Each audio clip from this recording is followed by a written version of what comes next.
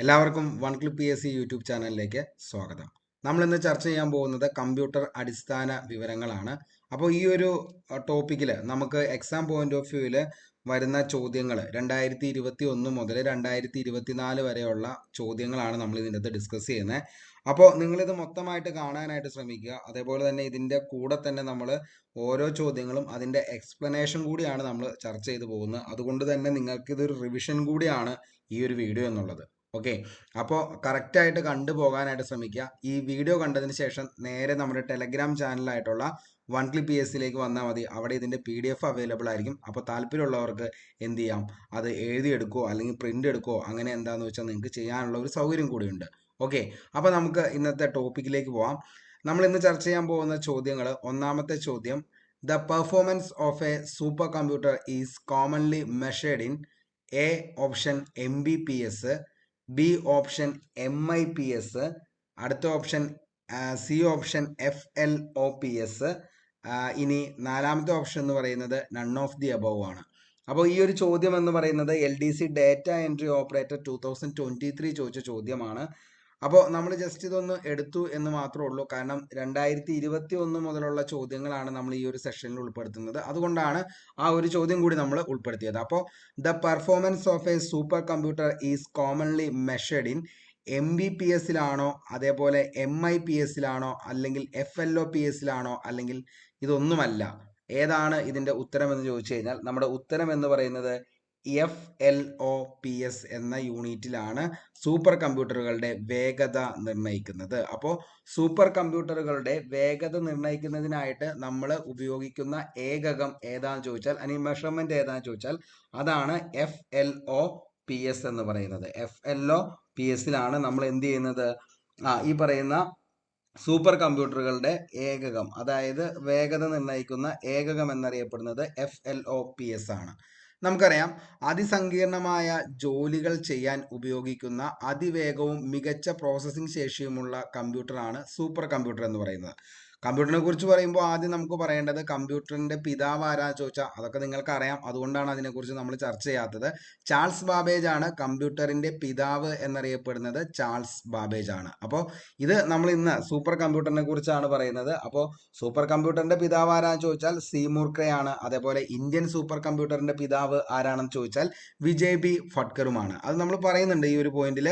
അപ്പോൾ അതിസങ്കീർണമായ ജോലികൾ ചെയ്യാൻ ഉപയോഗിക്കുന്ന അതിവേഗവും മികച്ച പ്രോസസ്സിംഗ് ശേഷിയുമുള്ള കമ്പ്യൂട്ടറാണ് സൂപ്പർ കമ്പ്യൂട്ടർ എന്ന് പറയുന്നത്. സൂപ്പർ കമ്പ്യൂട്ടറിന്റെ പിതാവാണ് സീമൂർ ക്രേ. ഇന്ത്യൻ സൂപ്പർ കമ്പ്യൂട്ടറിന്റെ പിതാവ് എന്നറിയപ്പെടുന്നത് ആരാണെന്ന് ചോദിച്ചാൽ അത് വിജയ് പി ഫട്കറുമാണ്. PSC എക്സാമുകളിൽ ഒത്തിരി ചോദിച്ചേക്കുന്ന ചോദ്യമാണ്.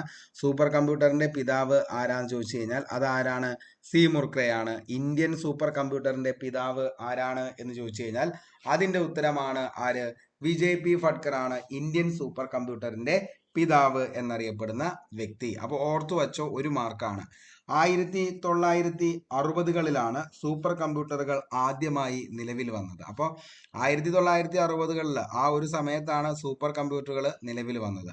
സൂപ്പർ കമ്പ്യൂട്ടറിൽ ആദ്യമായി വിപണിയിൽ എത്തിച്ച കമ്പനി ആരാന്ന് ചോദിച്ചാൽ അതാണ് ആര്? അതായത് സൂപ്പർ കമ്പ്യൂട്ടറുകൾ ആദ്യമായി വിപണിയിൽ എത്തിച്ച കമ്പനിയാണ് control data corporation. Okay, control data corporation ആണ് സൂപ്പർ കമ്പ്യൂട്ടറുകൾ ആദ്യമായി വിപണിയിൽ എത്തിച്ച കമ്പനിയാണ് control data corporation. Control data corporation.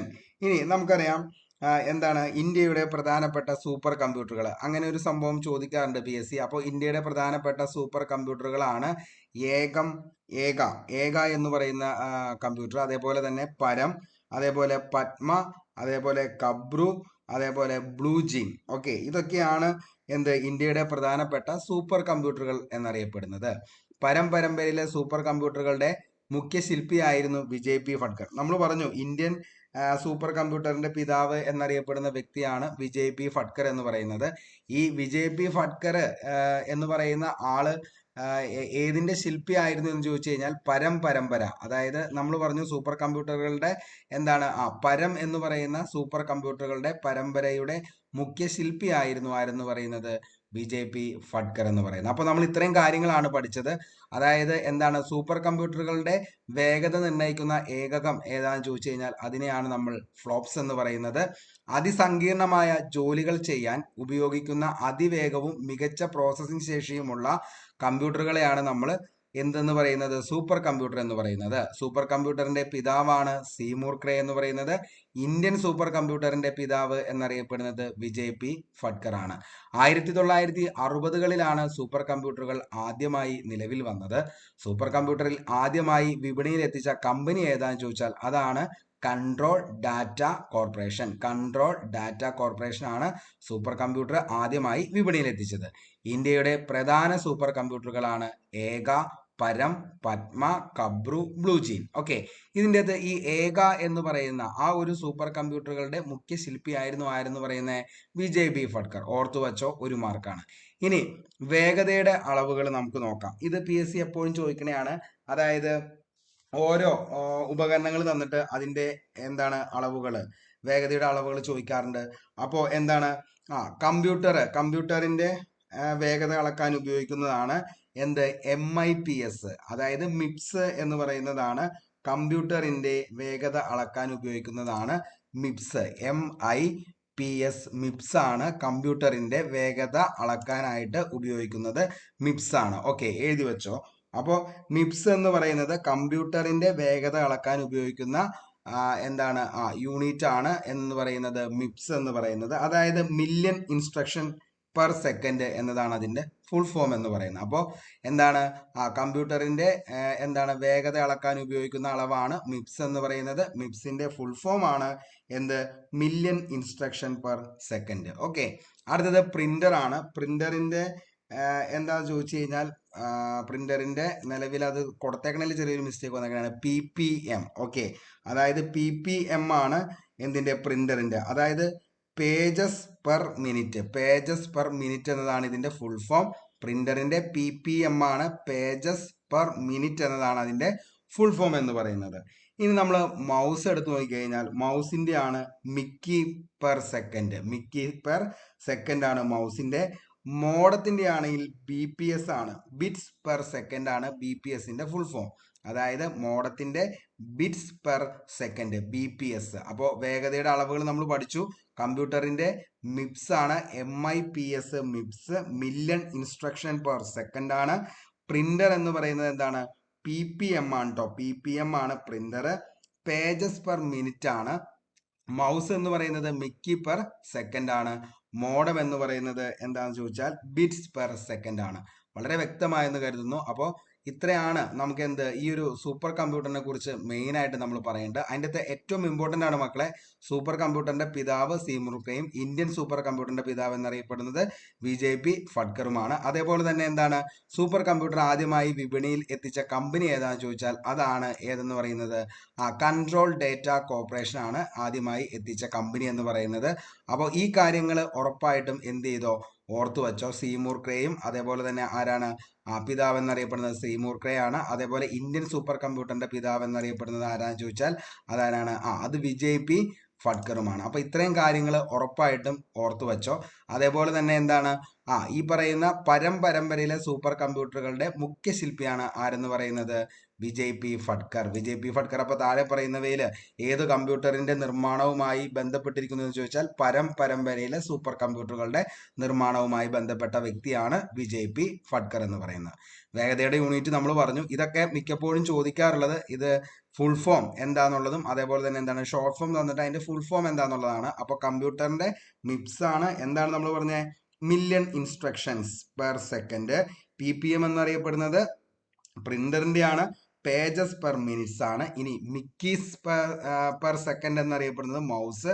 മോഡത്തിന്റെ ആണെങ്കിൽ BPS ആണ്, ബിറ്റ്സ് പെർ സെക്കൻഡ് ആണ്. ഓക്കെ, വളരെ വ്യക്തമായെന്ന് കരുതുന്നു. ലോകത്തിലെ ഏറ്റവും വേഗതയേറിയ സൂപ്പർ കമ്പ്യൂട്ടർ ഏതാണെന്ന് ചോദിച്ചാൽ അതാണ് ഫ്രോണ്ടിയർ. അപ്പോൾ ലോകത്തിലെ ഏറ്റവും വേഗതയേറിയ സൂപ്പർ കമ്പ്യൂട്ടർ ഏതാണെന്ന് ചോദിച്ചാൽ മക്കളെ ഫ്രോണ്ടിയർ എന്ന് പറയുന്ന കമ്പ്യൂട്ടറാണ്. ഫ്രോണ്ടിയർ ആണ് US കമ്പ്യൂട്ടർ ആണ് ഈ പറയുന്ന ലോകത്തിലെ ഏറ്റവും വേഗതയേറിയ സൂപ്പർ കമ്പ്യൂട്ടർ എന്ന് പറയുന്നത് ഏതാണെന്ന് ചോദിച്ചാൽ ഫ്രോണ്ടിയർ ആണ് US. ഇന്ത്യയിലെ ഏറ്റവും വേഗതയേറിയ സൂപ്പർ കമ്പ്യൂട്ടറാണ് ഐരാവത്. ഇമ്പോർട്ടൻ്റ് ആണ്. ഇന്ത്യയിലെ ഏറ്റവും വേഗതയേറിയ സൂപ്പർ കമ്പ്യൂട്ടറാണ് ഐരാവത്. സ്ഥാപിച്ചിരിക്കുന്നത് എവിടെയാണെന്ന് ചോദിച്ചു കഴിഞ്ഞാൽ എവിടെയാണ് ഐരാവത് സ്ഥാപിച്ചിരിക്കുന്നത്? സീഡാക്ക് പൂനെയാണ്. ഓക്കെ, അപ്പോൾ സ്ഥാപിച്ചിരിക്കുന്നത് എവിടെയാണെന്ന് ചോദിച്ചാൽ സീഡാക്ക് പൂനെയിലാണ് എന്ത് സ്ഥാപിച്ചിരിക്കുന്നത്? ഐരാവത് എന്ന് പറയുന്ന സൂപ്പർ കമ്പ്യൂട്ടർ ഇന്ത്യയുടെ സ്ഥാപിച്ചിരിക്കുന്നത് എവിടെയാണെന്ന് ചോദിച്ചാൽ സീഡാക്ക് പൂന. ഇനി അതിന്റെ വേഗത എത്രയാണെന്ന് ചോദിച്ചു കഴിഞ്ഞാൽ എത്രയാണ്? 13,170 ടെറാഫ്ലോപ്സ് ആണ് കേട്ടോ. അപ്പോൾ ഇതിന്റെ വേഗത എത്രയാന്ന് വെച്ചാൽ 13,170 ടെറാഫ്ലോപ്സ് ആണ് എന്തിന്റെ? ഈ പറയുന്ന ഐരാവത് എന്ന് പറയുന്ന സൂപ്പർ കമ്പ്യൂട്ടറിന്റെ, ഇന്ത്യയുടെ ഏറ്റവും വേഗതയേറിയ സൂപ്പർ കമ്പ്യൂട്ടർ ആയിട്ടുള്ള ഐരാവതിന്റെ എന്താണ് വേഗത എന്ന് പറയുന്നതാണ് 13,170 ടെറാഫ്ലോപ്സ് എന്ന് പറയുന്നത്. ഐരാവത് എന്ന് ചോദിച്ചു കഴിഞ്ഞാൽ അതിന്റെ ഫുൾ ഫോം ആണ് AI research analytics and knowledge assimilation എന്നതാണ് ഇതിന്റെ ഫുൾ ഫോം എന്നറിയപ്പെടുന്നത്. ഇതിന്റെ OS അതായത് ഓപ്പറേറ്റിംഗ് സിസ്റ്റം ഏതാന്ന് ചോദിച്ചാൽ അത് ഉബുണ്ടു ആണ്. ഓക്കെ, അപ്പോൾ ഐരാവത് എന്നറിയപ്പെടുന്ന സീഡാക്ക് പൂനെയിൽ നിർമ്മിച്ചിരിക്കുന്ന ഈ ഒരു സാധനത്തിന്റെ OS ഉബുണ്ടു ആണ്. ഉബുണ്ടുവിന്റെ 20.04.2 LTS എന്ന് പറയുന്ന വേർഷനാണ് അതിൻ്റെ അകത്ത് ഉപയോഗിച്ചേക്കണം. അതൊന്നും ചോദിക്കത്തില്ല. നമുക്ക് എന്താണ് ഐരാവത് എന്ന് പറയുന്നതാണ് ഇന്ത്യയിലെ ഏറ്റവും വേഗതയേറിയ സൂപ്പർ കമ്പ്യൂട്ടർ എന്ന് പഠിക്കാം. അതേപോലെ തന്നെ ഇത് സ്ഥാപിച്ചിരിക്കുന്നത് സീഡാക്ക് പൂനെയിലാണ്. ഇതിന്റെ വേഗത 13,170 ടെറാഫ്ലോപ്സ് ആണ്. അതേപോലെ തന്നെ ഇതിൻ്റെ അകത്ത് ഉപയോഗിച്ചിരിക്കുന്ന OS ഓപ്പറേറ്റിംഗ് സിസ്റ്റം ഏതാണെന്ന് ചോദിച്ചാൽ ഉബുണ്ടു ആണ് എന്ന് കൂടി പഠിച്ചിരുന്നാൽ ആ ഒരു ഭാഗം ക്ലിയർ ആണ്. വളരെ വ്യക്തമായെന്ന് കരുതുന്നു. നമുക്ക് അടുത്ത ചോദ്യത്തിലേക്ക് പോവാം. കമ്പ്യൂട്ടറിൽ ഉപയോഗിക്കുന്ന ഒരു ഇൻപുട്ട് ഉപകരണം താഴെ പറയുന്നവയിൽ ഏതാണ്? LDC ബെവ്കോ 2023 ചോദിച്ച ചോദ്യമാണ്. കമ്പ്യൂട്ടറിൽ ഉപയോഗിക്കുന്ന ഒരു ഇൻപുട്ട് ഉപകരണം ഏതാണ് എന്നതാണ് ചോദ്യം. ഓപ്ഷൻ നോക്കിയേ. Printer, plotter, scanner, blue ray or DVD. ഇത്രയാണ് കമ്പ്യൂട്ടറിൽ ഉപയോഗിക്കുന്ന ഒരു ഇൻപുട്ട് ഉപകരണം ഏതാണ് എന്നതാണ് ഈ ഒരു ഓപ്ഷൻ. പ്രിന്റർ, സ്കാനർ, പ്ലോട്ടർ, അതേപോലെ തന്നെ ബ്ലൂറേ DVD. ഏതാണ് നിലവില്? സ്കാനർ ആണ്. എന്ത്? ഇൻപുട്ട് ഉപകരണങ്ങൾ എന്നറിയപ്പെടുന്നത് സ്കാനർ ആണ് ഇൻപുട്ട് ഉപകരണം. എന്താണ് ഇൻപുട്ട് ഉപകരണം എന്ന് പറഞ്ഞു കഴിഞ്ഞാൽ കമ്പ്യൂട്ടറിലേക്ക് വിവരങ്ങളും നിർദ്ദേശങ്ങളും നൽകുന്ന പ്രക്രിയക്കാണ് ഇൻപുട്ട് എന്ന് പറയുന്നത്. അതായത് നമുക്കറിയാം കമ്പ്യൂട്ടർ എന്ന് പറഞ്ഞു കഴിഞ്ഞാൽ നാം നൽകുന്ന നിർദ്ദേശങ്ങൾക്കും വിവരങ്ങൾക്കും അനുസരിച്ച് പ്രവർത്തിക്കുന്ന ഒരു ഇലക്ട്രോണിക് ഡിവൈസിനെയാണ് നമ്മൾ എന്തെന്ന് വിളിക്കുന്നത്? കമ്പ്യൂട്ടർ എന്ന് വിളിക്കുന്നത്. അപ്പോൾ കമ്പ്യൂട്ടറിലേക്ക് നമ്മൾ എന്ത് ചെയ്യണം? വിവരങ്ങൾ കൊടുക്കണം. ആ വിവരങ്ങൾക്ക് അനുസരിച്ചാണ് എന്ത് ചെയ്യുന്നത്? കമ്പ്യൂട്ടർ പ്രവർത്തിക്കുന്നത്. അങ്ങനെ നമ്മൾ നൽകുന്ന ഈ പറയുന്ന, അതായത് കമ്പ്യൂട്ടറിലേക്ക് നൽകുന്ന വിവരങ്ങളും നിർദ്ദേശങ്ങളും നൽകുന്ന ആ പ്രക്രിയക്ക് പറയുന്ന പേരാണ് മക്കളെ ഇൻപുട്ട് എന്ന് പറയുന്നത്. ഇൻപുട്ട് നൽകാൻ ഉപയോഗിക്കുന്ന ഉപകരണങ്ങൾ അറിയപ്പെടുന്നതാണ് ഇൻപുട്ട് ഉപകരണങ്ങൾ എന്ന്. അപ്പോൾ കമ്പ്യൂട്ടറിലേക്ക് നമ്മൾ കൊടുക്കുന്ന വിവരങ്ങളെയും അതേപോലെ തന്നെ നിർദ്ദേശങ്ങളും നൽകുന്ന ആ പ്രക്രിയക്ക് ഇൻപുട്ട് എന്ന് പറയും. ഇൻപുട്ട് നൽകാൻ വേണ്ടി ഉപയോഗിക്കുന്ന ഉപകരണങ്ങൾ നമ്മൾ എന്തെന്ന് പറയും? ഇൻപുട്ട് ഉപകരണങ്ങൾ എന്ന് പറയും. ഇൻപുട്ട് വിവരങ്ങളെ കമ്പ്യൂട്ടറിന് മനസ്സിലാക്കുന്ന ബൈനറി വിവരങ്ങളാക്കി മാറ്റുന്ന ഉപകരണങ്ങളാണിവ. പ്രോസസ്സിങ്ങിനു ശേഷം കമ്പ്യൂട്ടറിൽ നിന്നും പ്രധാന ഇൻപുട്ട് ഉപകരണങ്ങൾ, അപ്പോൾ പ്രോസസ്സിങ്ങിന് ശേഷമാണ് അത് എന്ത് ചെയ്യുന്നത്? ഇത് വിവരങ്ങളാക്കി മാറ്റുന്നത്. അപ്പോൾ പ്രോസസ്സിങ്ങിന് ശേഷം കമ്പ്യൂട്ടറിൽ നിന്ന് ലഭിക്കുന്ന വിവരങ്ങളാണ് എന്തെന്ന് പറയുന്നത്? ഔട്ട്പുട്ട് എന്ന് പറയുന്നത്. അപ്പോൾ എന്താണ്? പ്രോസസ്സ് ചെയ്തതിന് ശേഷം കിട്ടുന്നതാണ് ഔട്ട്പുട്ട് എന്ന് പറയുന്നത്. ഇനി ഇൻപുട്ട് വിവരങ്ങളെ കമ്പ്യൂട്ടറിന് മനസ്സിലാക്കുന്ന ബൈനറി വിവരങ്ങളാക്കി മാറ്റുന്ന ഉപകരണങ്ങളാണ് ഇൻപുട്ട് ഉപകരണങ്ങൾ എന്ന് പറയുന്നത്. ഓക്കെ, ഇനി പ്രധാനപ്പെട്ട ഇൻപുട്ട് ഉപകരണങ്ങൾ ഏതൊക്കെയാണെന്ന് ചോദിച്ചു കഴിഞ്ഞാൽ അതാണ് keyboard, mouse, light pen. Okay, keyboard, mouse, light pen, അതേപോലെ തന്നെ എന്താണ്? Joystick, scanner, digital camera, touch pad, microphone, അതേപോലെ തന്നെ ട്രാക്ക് ബോർഡ് നമുക്കറിയാം. പിന്നെ barcode reader, optical character reader, smart card reader, biometric sensor, ഇതൊക്കെ വരുന്നത് ഏതിൻ്റെ അകത്താ? ഇതൊക്കെ പ്രധാനപ്പെട്ട നമ്മുടെ ഇൻപുട്ട് ഉപകരണങ്ങളാണ്. അപ്പോൾ ഇത്രയാണ് നമ്മൾ പറഞ്ഞത്. അതായത് എന്താണ്? കമ്പ്യൂട്ടറിൽ ഉപയോഗിക്കുന്ന ഒരു ഇൻപുട്ട് ഉപകരണം. അപ്പോൾ താഴെ പറഞ്ഞവയിൽ ഏതാ? സ്കാനർ ആണ്. വളരെ വ്യക്തമായി. കമ്പ്യൂട്ടറിലേക്ക് വിവരങ്ങളും നിർദ്ദേശങ്ങളും നൽകുന്ന ആ പ്രക്രിയക്ക് പറയുന്ന പേരാണ് എന്തെന്ന് പറയുന്നത്? ഇൻപുട്ട് എന്ന് പറയുന്നത്. ഇൻപുട്ട് നൽകാൻ ഉപയോഗിക്കുന്ന ഉപകരണങ്ങളാണ് ഇൻപുട്ട് ഉപകരണങ്ങൾ. അതേപോലെ എന്താണ്? ഇൻപുട്ട് വിവരങ്ങളെ കമ്പ്യൂട്ടറിന് മനസ്സിലാക്കുന്ന ബൈനറി വിവരങ്ങളാക്കി മാറ്റുന്ന ഉപകരണങ്ങളാണ് ഇൻപുട്ട് ഉപകരണങ്ങൾ എന്ന് പറയുന്നത്. പ്രോസസ്സിങ്ങിന് ശേഷം കമ്പ്യൂട്ടറിൽ നിന്നും ലഭിക്കുന്ന വിവരങ്ങളാണ് ഔട്ട്പുട്ട് എന്ന് പറയുന്നത്. അപ്പൊ നമുക്ക് നോക്കാം ഇനി എന്താണ് ഔട്ട്പുട്ട് ഉപകരണങ്ങൾ എന്ന്. അതായത് ലഭിക്കുന്ന വിവരങ്ങളാണ് ഔട്ട്പുട്ട് ഉപകരണങ്ങൾ എന്ന് പറയുന്നത്. ഔട്ട്പുട്ട് ലഭ്യമാക്കുന്ന ഉപകരണങ്ങൾ അറിയപ്പെടുന്നതാണ് ഔട്ട്പുട്ട് ഉപകരണങ്ങൾ എന്ന് പറയുന്നത്. അതായത് എന്താണ് ഈ പറയുന്ന പ്രോസസ്സിങ്ങിനു ശേഷം കമ്പ്യൂട്ടറിൽ നിന്നും ലഭിക്കുന്ന വിവരങ്ങൾ, നമുക്ക് കൊടുത്ത വിവരങ്ങൾ അങ്ങോട്ടേക്ക് കൊടുത്തു, ആ കൊടുത്ത വിവരങ്ങൾക്ക് അനുസരിച്ച് എന്ത് ചെയ്യാണ്, ആ കമ്പ്യൂട്ടർ പ്രവർത്തിച്ച് അതിൻ്റെ ഒരു റിസൾട്ട് നമുക്ക് തരികയാണ്. അങ്ങനെ തരുന്ന ആ റിസൾട്ടിനെയാണ് നമ്മൾ എന്തെന്ന് വിളിക്കുന്നത്, ഔട്ട്പുട്ട് എന്ന് വിളിക്കുന്നത്. അങ്ങനെ നമ്മൾ കൊടുക്കുന്ന വിവരങ്ങൾക്കും നിർദ്ദേശങ്ങൾക്കും അനുസരിച്ചുള്ള എന്താണ് റിസൾട്ട് തരുന്ന ആ ഔട്ട്പുട്ടിനെയാണ് നമ്മൾ എന്തെന്ന് വിളിക്കുന്നത്. അങ്ങനെ തരുന്ന ഔട്ട്പുട്ട് നമുക്ക് ലഭ്യമാക്കുന്നത് എങ്ങനെയാ, ഔട്ട്പുട്ട് ഉപകരണങ്ങൾ വഴിയാണ്. അങ്ങനെ പ്രധാനപ്പെട്ട ഔട്ട്പുട്ട് ഉപകരണങ്ങൾ എന്ന് പറയുന്നത്, ഇപ്പൊ നമ്മൾ ഇങ്ങനെ കീബോർഡിൽ ടൈപ്പ് ചെയ്ത് കൊടുത്തു, ഈ ടൈപ്പ് ചെയ്ത് കൊടുത്ത സാധനം അതിന്റെ റിസൾട്ട് നമ്മുടെ ഡിസ്പ്ലേയിലാണ് കാണുന്നത്, വിഷ്വൽ ഡിസ്പ്ലേ യൂണിറ്റ് VDU.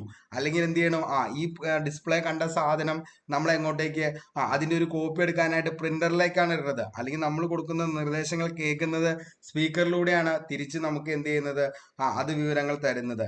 അല്ലെങ്കിൽ എന്താണ് ഒരു വീഡിയോ കാർഡ്, അല്ലെങ്കിൽ ഒരു പ്രൊജക്ടർ, അല്ലെങ്കിൽ ഒരു ഹെഡ്ഫോൺ, അല്ലെങ്കിൽ ഒരു സ്പീക്കർ, പ്ലോട്ടർ, പ്രിന്റർ, ഇതെല്ലാം എന്താണ്, ഔട്ട്പുട്ട് ഉപകരണങ്ങളാണ്.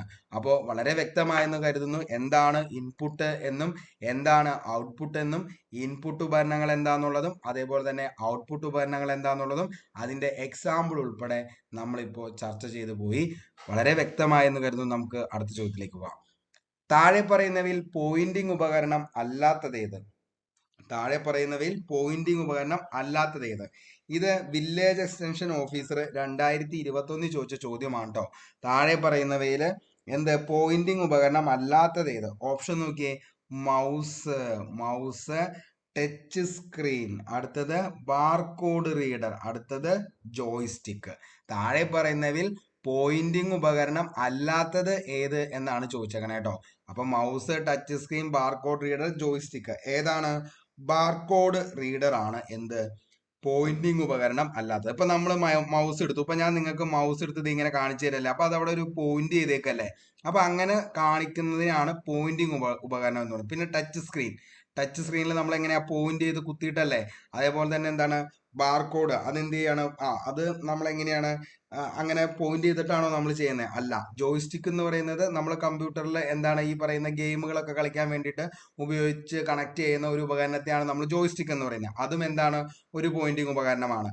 അപ്പോൾ ബാർകോഡ് മാത്രം എന്താണ്, നമ്മൾ സ്കാൻ ചെയ്ത് നേരെ എടുക്കുന്നല്ലേ, അപ്പൊ അതെന്താണ്, പോയിന്റ് ചെയ്യുന്നുണ്ടോ? ഒരിക്കലും പോയിന്റ് ചെയ്യുന്നില്ല. അപ്പൊ താഴെ പറയുന്നവയില് പോയിന്റിംഗ് ഉപകരണം അല്ലാത്തത് ഏതാന്ന് ചോദിച്ചാൽ മക്കളെ, നമ്മുടെ ഉത്തരം ഏതാണ്? ബാർകോഡ് റീഡർ ആണ്. വളരെ വ്യക്തമായെന്ന് കരുതുന്നു. നമുക്ക് അതിന്റെ ബാക്കി എക്സ്പ്ലനേഷനിലേക്ക് പോവാം. പോയിന്റിന്റെ സ്ക്രീനിലെ ചലനങ്ങൾ നിയന്ത്രിക്കാൻ ഉപയോഗിക്കുന്നു. അതായത് നമ്മളിപ്പോ ഞാൻ കുറച്ചു മുമ്പ് പറഞ്ഞു പോയിന്റിന്റെ, അതായത് കഴ്സർ സ്ക്രീനിലൂടെ നോക്കി ഇങ്ങനെ ചലനങ്ങൾ നിയന്ത്രിക്കാൻ വേണ്ടി ഉപയോഗിക്കുന്ന ഉപകരണങ്ങളെയാണ് നമ്മൾ എന്തെന്ന് വിളിക്കുന്നത്. ഇപ്പൊ കണ്ടോ, ഇങ്ങനെ കഴ്സർ ഇങ്ങനെ മാറിക്കൊണ്ടിരിക്കുകയാണ്. അപ്പൊ ഈ കഴ്സർ ഇങ്ങനെ പോകുന്നതിന്റെ ചലനങ്ങൾ, അതാണ് പോയിന്റിംഗ് ഉപകരണം എന്ന് പറയുന്നത്. വ്യക്തമായെന്ന് കരുതുന്നു. അങ്ങനെ ഉദാഹരണമാണ് mouse, touch screen, joystick, track ball. ഇതൊക്കെ എന്താണ്, പോയിന്റിംഗ് ഉപകരണമാണ്. ഇനി മോണിറ്ററിൽ കാണുന്ന വിവിധ ഐക്കൺ സെലക്ട് ചെയ്യുന്നതിനും അവയെ ചലിപ്പിക്കുന്നതിനും സഹായിക്കുന്ന ഉപകരണത്തെയാണ് നമ്മൾ എന്തെന്ന് വിളിക്കുന്നത്? മൗസ് എന്ന് വിളിക്കുന്നത്. നമുക്കറിയാം, അതായത് മോണിറ്ററിൽ കാണുന്ന വിവിധ ഐക്കണുകൾ സെലക്ട് ചെയ്യാനും അവയെ ചലിപ്പിക്കുന്നതിനും വേണ്ടി സഹായിക്കുന്ന ഉപകരണമാണ് മൗസ് എന്ന് പറയുന്നത്.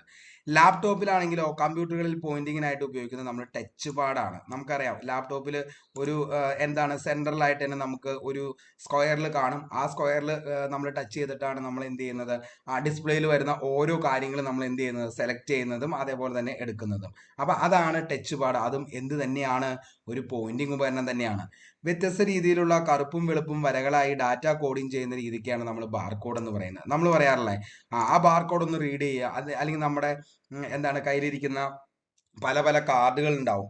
അപ്പൊ ആ കാർഡുകളുടെ ഒക്കെ എന്താണ്, ഈ ബാർകോഡ് ആയിരിക്കും നിലവിൽ വരുന്ന. പ്രത്യേകിച്ച് നമ്മുടെ ഹോസ്പിറ്റലിലൊക്കെ പോകുന്ന കാർഡൊക്കെ ആണെങ്കിൽ അതിൻ്റെ അകത്തൊക്കെ ബാർകോഡാണ്. ഇപ്പൊ അത് മാറി QR കോഡിലേക്ക് അപ്ഡേറ്റ് ചെയ്തിട്ടുണ്ട്. ഓക്കെ, അപ്പോൾ അതിൽ കൂടുതൽ എന്താണ് സെക്യൂരിറ്റിയിലും അതേപോലെ തന്നെ എന്താണ് കുറച്ചുകൂടിയും ബെറ്റർ ഓപ്ഷൻ എന്ന് പറയുന്നത് എന്താണ്, QR കോഡാണ്. അപ്പൊ ഇന്ന് നിലവിൽ ഏറ്റവും കൂടുതലുള്ളത് QR കോഡാണ്, ബാർകോഡ് അല്ല. ഓക്കെ, പക്ഷെ വ്യത്യസ്ത രീതിയിലുള്ള കറുപ്പും വെളുപ്പും വരകളായി ഡാറ്റ കോഡിംഗ് ചെയ്യുന്ന രീതിക്കാണ് എന്തെന്ന് പറയുന്നത് ബാർകോഡ് എന്ന് പറയുന്നത്. കമ്പ്യൂട്ടറിൽ ഗെയിമുകൾ ഉപയോഗിക്കുന്ന ഒരു പോയിന്റിംഗ് ഉപകരണത്തെയാണ് നമ്മൾ എന്തെന്ന് വിളിക്കുന്നത് ജോയിസ്റ്റിക് എന്ന് പറയുന്നത്. നമ്മൾ കുറച്ചു മുമ്പ് പറഞ്ഞു, അതായത് എന്താണ് നമ്മൾ ഗെയിം കളിക്കാൻ വേണ്ടിയിട്ട് മെയിൻ ആയിട്ട് ഉപയോഗിക്കുന്ന ഒരു സാധനം തന്നെയാണ് ജോയിസ്റ്റിക്. ജോയിസ്റ്റിക് കണക്ട് ചെയ്ത ശേഷം നമുക്ക് എന്ത് ചെയ്യാൻ പറ്റും, ഗംഭീരമായിട്ട് ഗെയിമുകളൊക്കെ കളിക്കാനായിട്ട് പറ്റും. വളരെ വ്യക്തമായെന്ന് കരുതുന്നു. നമുക്ക് അടുത്ത ചോദ്യത്തിലേക്ക് പോകാം. കമ്പ്യൂട്ടറിലേക്ക് അക്ഷരങ്ങൾ അതേപോലെ തന്നെ എന്താണ് ചിഹ്നങ്ങൾ, കമ്പ്യൂട്ടറിലേക്ക് അക്ഷരങ്ങൾ അതേപോലെ തന്നെ ചിഹ്നങ്ങൾ, സംഖ്യകൾ എന്നിവ ടെക്സ്റ്റ് രൂപത്തിൽ ഇൻപുട്ട് ചെയ്യാൻ ഉപയോഗിക്കുന്ന ഉപകരണം ഏതാണ്? അപ്പോൾ കമ്പ്യൂട്ടറിലേക്ക് അക്ഷരങ്ങള്, ചിഹ്നങ്ങള്, സംഖ്യകള് എന്നിവ ടെക്സ്റ്റ് രൂപത്തിൽ ഇൻപുട്ട് ചെയ്യാൻ ഉപയോഗിക്കുന്ന ഉപകരണം ഏതാണ്? അതാണ് നമ്മുടെ ചോദ്യം. ഓപ്ഷൻ നോക്കിയ മക്കളെ, digital camera, joystick, Microsoft Word, keyboard. അത് വെറുതെ ഇട്ടേക്കണയാണ്, കാരണം വില്ലേജ് ഫീൽഡ് അസിസ്റ്റന്റ് മെയിൻസ് 2023 ചോദിച്ച ചോദ്യമാണ് ഈ പറയുന്ന കമ്പ്യൂട്ടറിലേക്ക് അക്ഷരങ്ങൾ, ചിഹ്നങ്ങൾ അതേപോലെ സംഖ്യകൾ എന്നിവ ടെക്സ്റ്റ് രൂപത്തിൽ ഇൻപുട്ട് ചെയ്യാൻ ഉപയോഗിക്കുന്ന ഉപകരണം ഏതാന്ന് ചോദിച്ചാൽ ഏതാ? Digital camera, joystick, Microsoft Word, keyboard. ഒറ്റയടിക്കാണ് നമുക്ക് ഈ മൈക്രോസോഫ്റ്റ് വേഡ് എന്ന് പറയുന്നത് എന്ത് ചെയ്യാൻ പറ്റും, അതിൻ്റെ അത് മാറ്റാൻ പറ്റും. പിന്നെ ആകെയുള്ള 3 അതിൻ്റെ അത് നമ്മുടെ ആൻസർ എന്ന് പറയുന്നത് ഏതാണ്? നമുക്കറിയാം, കീബോർഡിലാണ് നമ്മൾ എന്ത് ചെയ്യുന്നത്, ഈ പറയുന്ന അക്ഷരങ്ങൾ, ചിഹ്നങ്ങൾ, സംഖ്യകൾ എന്നിവയൊക്കെ ടെക്സ്റ്റ് രൂപത്തിൽ എന്ത് ചെയ്യുന്നത്, കമ്പ്യൂട്ടറിലേക്ക് കൊടുക്കുന്നത്. അപ്പൊ അതുകൊണ്ടാണ് ഒരു ഇൻപുട്ട് ഉപകരണം ഏതാന്ന് ചോദിച്ചു കഴിഞ്ഞാൽ അത് ഏതാണ്? ഇൻപുട്ട് ചെയ്യാൻ ഉപയോഗിക്കുന്ന ഉപകരണം എന്നറിയപ്പെടുന്നത് ഇതിൻ്റെ അകത്ത് എന്താണ്? കീബോർഡാണ്. അതുകൊണ്ട് തന്നെ എന്തായിരിക്കും നമ്മുടെ ആൻസർ? കീബോർഡാണ് ആൻസർ എന്ന് പറയുന്നത്. നമുക്ക് നോക്കാം. ആൽഫ ന്യൂമറിക് ഡാറ്റ എൻട്രിക്ക് ഉപയോഗിക്കുന്ന ഇൻപുട്ട് ഡിവൈസ് ആണ് കീബോർഡ് എന്ന് പറയുന്നത്. അപ്പോൾ ആൽഫ ന്യൂമറിക് ഡാറ്റ എൻട്രിക്ക് ഉപയോഗിക്കുന്ന ഇൻപുട്ട് ഡിവൈസിന് പറയുന്ന പേരാണ് എന്തെന്ന് പറയുന്നത്? കീബോർഡ് എന്ന് പറയുന്നത്. കീബോർഡ് അപ്പോൾ കണ്ടുപിടിച്ചത് ആരാന്ന് ചോദിച്ചു കഴിഞ്ഞാൽ ആരാണ്? കീബോർഡ് കണ്ടുപിടിച്ച വ്യക്തിയുടെ പേരാണ് ക്രിസ്റ്റഫർ ലതാം ഷോൾഡർ. നമ്മളെപ്പോഴും PSCയിൽ ചോദിക്കാറുള്ള ചോദ്യമാണ് ഈ പറയുന്ന കമ്പ്യൂട്ടറുമായി ബന്ധപ്പെട്ട് കീബോർഡ് കണ്ടുപിടിച്ചത് താഴെ പറയുന്നവയിൽ ആരാണ് എന്ന് ചോദിച്ചു കഴിഞ്ഞാൽ അതിൻ്റെ ഉത്തരമാണ് എന്ത്? Christopher ലതാം shoulder. എപ്പോഴും ഇത് ക്രിസ്റ്റഫർ ഷോൾഡർ എന്ന പേരിലാണ് നമ്മൾ എപ്പോഴും അത് കണക്കാക്കി സെറ്റ് ചെയ്ത് പോകുന്നത്. അപ്പൊ കീബോർഡ് കണ്ടുപിടിച്ച ആരാന്ന് ചോദിച്ചാൽ മക്കളെ ആരാണ്? ക്രിസ്റ്റഫർ ഷോൾഡർ ആണ്. കീബോർഡിലെ ഫങ്ഷണൽ കീകളുടെ എണ്ണം എത്രയാണെന്ന് ചോദിച്ചാൽ എത്ര എണ്ണമാണ് ഫങ്ഷണൽ കീകൾ? 12 എണ്ണം. ഓക്കെ, ഇമ്പോർട്ടൻ്റ് ആണ്, ചോദിച്ചേക്കുന്നതാണ്. കീബോർഡിലെ ഫങ്ഷണൽ കീകളുടെ എണ്ണമാണ് 12 എണ്ണം. ഒരു വിൻഡോസ് കീബോർഡിലെ കീകളുടെ എത്ര എണ്ണമാണെന്ന് ചോദിച്ചാൽ മക്കളെ എത്രയാണ്? 104 എണ്ണമാണ് ഒരു വിൻഡോസ് കീബോർഡിലെ കീകളുടെ എണ്ണം 104. കീബോർഡിലെ ഫങ്ഷണൽ കീകളുടെ എണ്ണം ചോദിച്ചു കഴിഞ്ഞാൽ അതാണ് 12. കമ്പ്യൂട്ടർ കീബോർഡിലെ ഏറ്റവും വലിയ കീയെ നമുക്ക് എന്തെന്ന് വിളിക്കാം? നമുക്കറിയാം, നമ്മൾ കീബോർഡ് എടുത്ത് നോക്കിക്കഴിഞ്ഞാൽ കീബോർഡിന്റെ ഏറ്റവും സെൻട്രലായിട്ട് നീണ്ടു കിടക്കുന്ന ഒരു ബാർ ഉണ്ട്, അതിന്റെ പേരാണ് സ്പേസ് ബാർ. നമ്മൾ ഗെയിം ഒക്കെ കളിക്കുകയാണെങ്കിൽ ഏറ്റവും കൂടുതൽ നമ്മൾ ഉപയോഗിക്കുന്ന ഒരു ബാറാണ് സ്പേസ് ബാർ എന്ന് പറയുന്നത്. അപ്പോൾ കമ്പ്യൂട്ടർ കീബോർഡിലെ ഏറ്റവും വലിയ കീ ഏതാന്ന് ചോദിച്ചാൽ ഏതാണ്? സ്പേസ് ബാർ ആണ്. അപ്പോൾ ഫങ്ഷണൽ കീകളുടെ എണ്ണം ചോദിച്ചു കഴിഞ്ഞാൽ എത്രയാണ്? 12 എണ്ണമാണ്. വിൻഡോസ് കീബോർഡിലെ കീകളോ 104 എണ്ണമാണ്. അതേപോലെ തന്നെ കീബോർഡ് കണ്ടുപിടിച്ച വ്യക്തിയുടെ പേര് ആരാന്ന് ചോദിച്ചാൽ അതാണ് ക്രിസ്റ്റഫർ ലതാം ഷോൾഡർ, അല്ലെങ്കിൽ ക്രിസ്റ്റഫർ ഷോൾഡർ എന്ന പേരിൽ നമ്മൾ വിളിക്കാറുള്ളത്. ഏറ്റവും കൂടുതൽ ഉപയോഗിക്കുന്ന കീബോർഡാണ് QWERTY കീബോർഡ്. അതായത് നമ്മൾ എപ്പോഴും യൂസ് ചെയ്യുന്നതാണ് QWERTY കീബോർഡ്. നമ്മുടെ എന്താണ് ഈ പറയുന്ന കീബോർഡിലൊക്കെ കാണുന്നത് QWERTY കീബോർഡിലാണ്. അതേപോലെ തന്നെ നമ്മുടെ എന്താണ് ഈ പറയുന്ന മൊബൈലിലൊക്കെ നമ്മൾ നോക്കിക്കഴിഞ്ഞാൽ QWERTY കീബോർഡിലേക്ക് ഇടാം, അല്ലെങ്കിൽ ഓരോന്നും ഓരോ കീബോർഡാണ്. അപ്പോൾ ഇപ്പം ഇംഗ്ലീഷ് കീബോർഡൊക്കെയാണ് ആളുകളൊക്കെ ഉപയോഗിക്കുന്നത്. അപ്പോൾ ഏറ്റവും കൂടുതൽ ഉപയോഗിക്കുന്ന കീബോർഡ് ഏതാണെന്ന് ചോദിച്ചാൽ അത് QWERTY കീബോർഡാണ്. അതായത് ആ പാറ്റേണിനെയാണ് നമ്മൾ എന്തെന്ന് വിളിക്കുന്നത്? QWERTY എന്ന് വിളിക്കുന്നത്. ഒരു കമ്പ്യൂട്ടറിന്റെ കീബോർഡിലെ ഇടത്തെ അറ്റത്ത് മുകളിലായി കാണപ്പെടുന്ന കീ അതാണ് എസ്കേപ്പ് കീ അല്ലെ?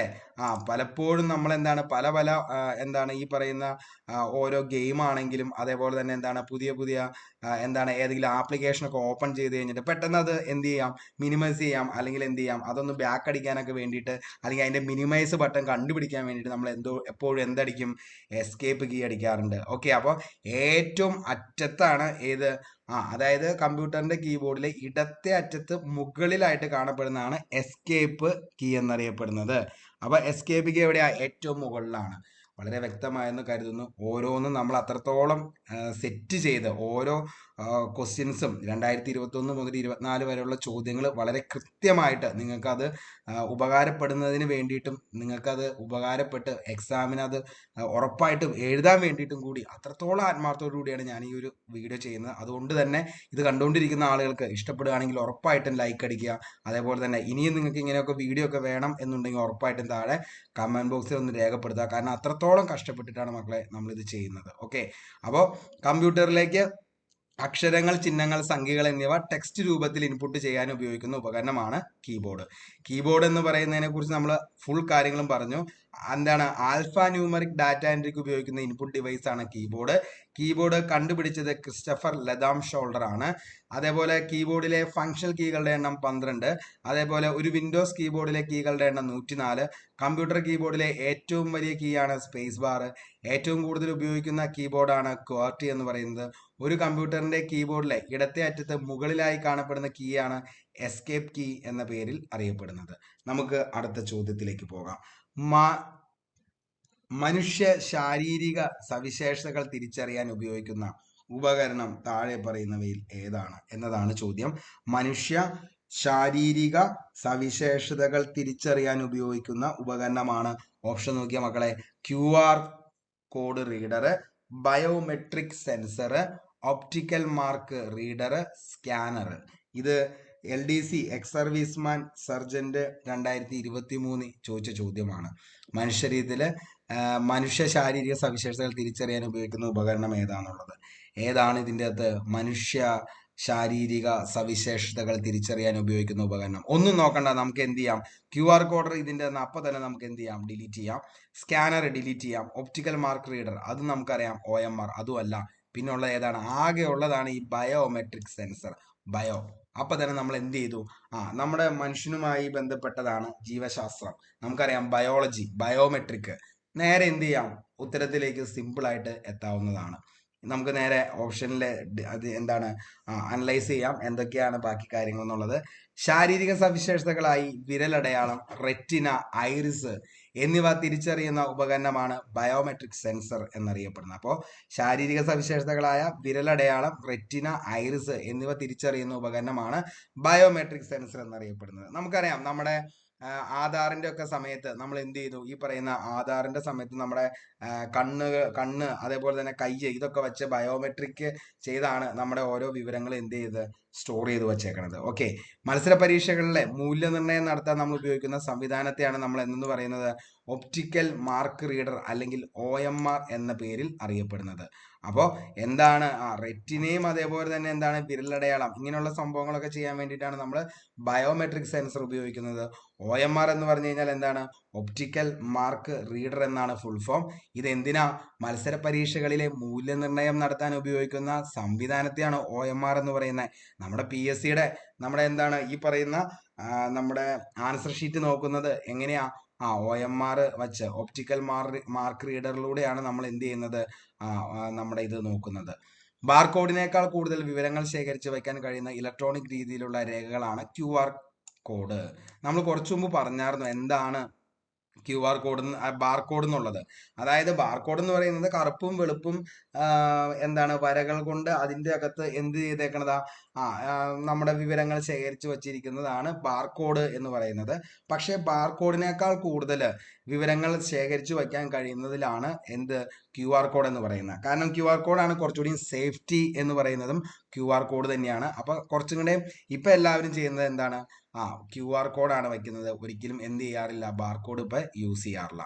QR കോഡിനെ പൂർണ്ണ രൂപമാണ് ക്വിക്ക് റെസ്പോൺസ് കോഡ് എന്നാണ് നമ്മളിപ്പോൾ പറയാറില്ല. കാരണം ഇപ്പം നമ്മൾ എന്താണ് ഏതൊരു കടയിൽ ചെന്ന് കഴിഞ്ഞാലും അവിടെ എല്ലാം നമുക്ക് കാണാനായിട്ട് പറ്റും. എന്ത്, ഗൂഗിൾ പേയുടെ QR കോഡ്, അതേപോലെ ഫോൺ പേയുടെ QR കോഡ്. ഇപ്പം എന്താണ് Paytm എടുത്ത് കളഞ്ഞു, Paytm നിലവിൽ നഷ്ടത്തിലാണ് പോയി.